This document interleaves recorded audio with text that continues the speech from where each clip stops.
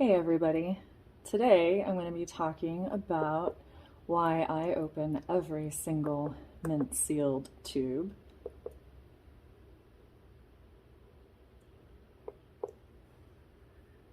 My most recent order came from eBay from a seller I've never purchased from before. And that already in itself is a questionable thing to do. I wouldn't recommend it, especially as a new stacker, but as you can see, I've got a trusty verifier here, so I'm definitely able to test everything that I receive for authenticity, and eBay does have a solid return policy. If you catch anything like that, you can report it. So I have felt more comfortable probably than most people will, and perhaps ought to, purchasing from a new seller on eBay like I just did. But here's a lesson learned from me, hopefully, to you. This tube, as you can probably already tell, does not look full. It's supposed to include 25 of these Queen Britannia Type 1 coins. And that's definitely not full. So first thing I did was double and triple check my order and the description and everything and make sure that I didn't accidentally order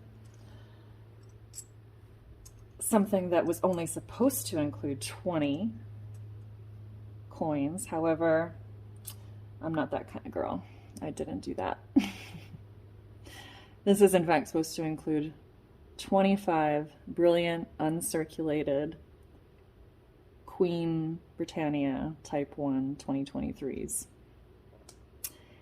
And as you can see, it is pure silver, 3/9 fine, which you can tell what to look for.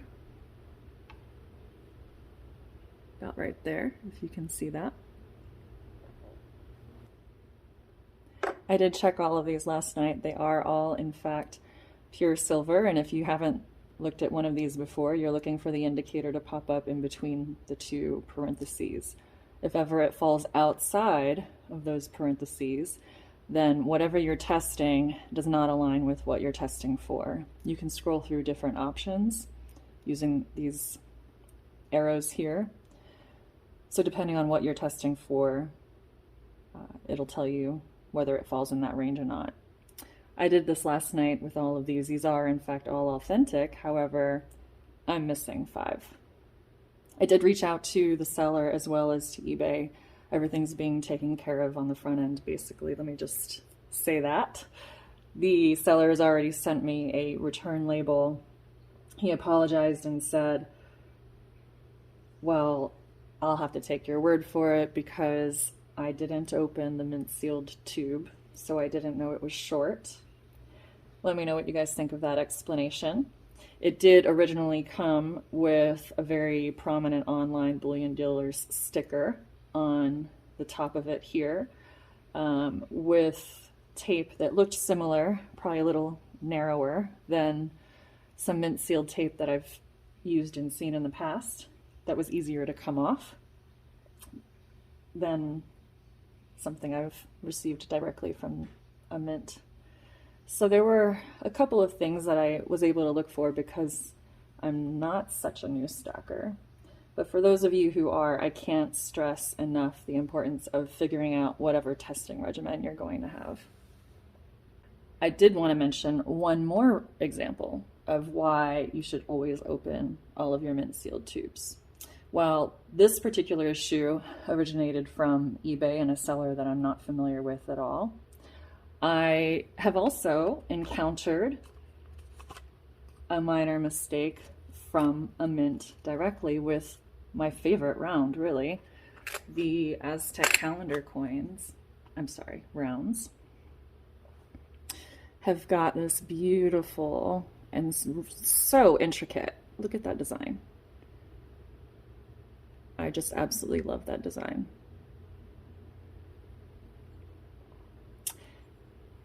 I love these rounds, and when I first started stacking, I was stacking a lot of these because they were closest to premium that I could find. And as a beginner stacker, that's where I recommend you start until you've got enough of that base layer that you feel comfortable adding bigger weights and different, more collectible varieties into your stack. And at the time, these were the lowest premium that I could get, and I was stoked because I just love this round. So anyway, as I broadened my tube collection here, I realized I needed myself to get a testing situation sorted. And as soon as I received this, I was going through all of my tubes and I realized, one of my Golden State Mint tubes of Aztec calendar rounds, and that's about how easy last night's sticker came off, by the way, like something that I'd already taken off before.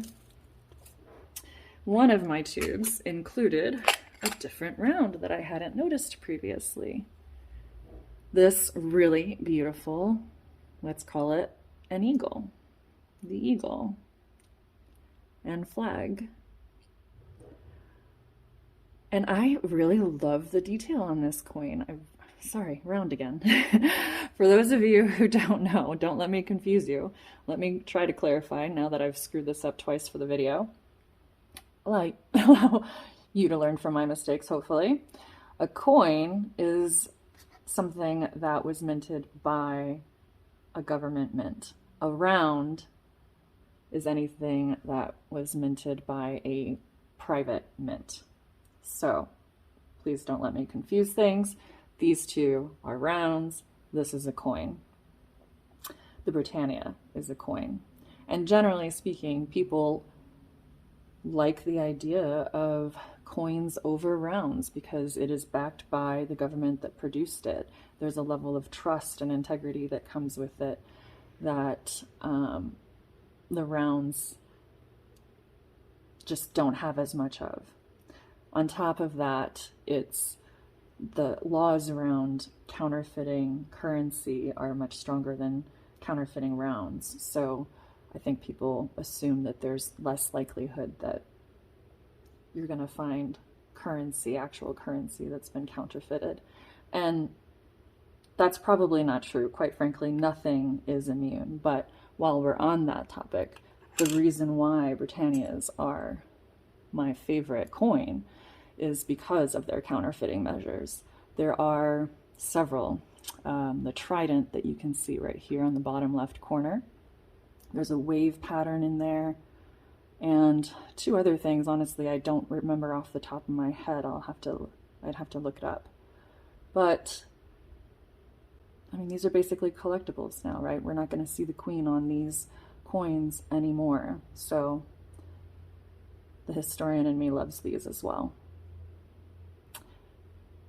Anyway, one of my Aztec calendar tubes included an American, well, let's call it a patriotic eagle. I won't call it an American eagle because on the subject of American eagles, I don't have hardly any of them in my collection because the premiums have just been so high ever since I started stacking, and I just don't recommend starting with numismatics or collectibles or semi-numismatics, whatever you want to call them. And quite frankly, the premiums that are on those have put them to me in the semi-numismatic category. Well, I loved this round so much that I bought an entire tube of them after Golden State Mint accidentally sent me one of them in a mint sealed tube. Now, they were completely great about the whole situation. They offered to exchange the whole tube and make sure I got exactly what I had ordered, and I didn't want that. I loved that round so much that I chose to stick with it and buy more. So, two examples, hopefully, that you can take away and use to combat that notion that you just shouldn't open any of your mint sealed tubes until you need them. I quite frankly find that to be ridiculous and amateur, and I'm sure I'm going to get commentary all about that statement. But I do firmly believe you should be opening everything you purchase, every metal you purchase. And if you are stacking, once you're stacking to a certain extent, you are crazy to not be testing every single item that you purchase. If you're purchasing anything of significant quantity, and that's going to be relative to every person, if you get taken on just one coin, especially if you start delving into gold, can you imagine the loss? All it takes is one person selling you a fake item, one purchase, one order. So please do yourself a favor, and even if it's not this, because this is an expensive tester, I love it though. It's been easier to use than anything else that I've seen on the market. You've got to figure out whatever your testing situation is. And that's all I've got for you today. Thanks for watching.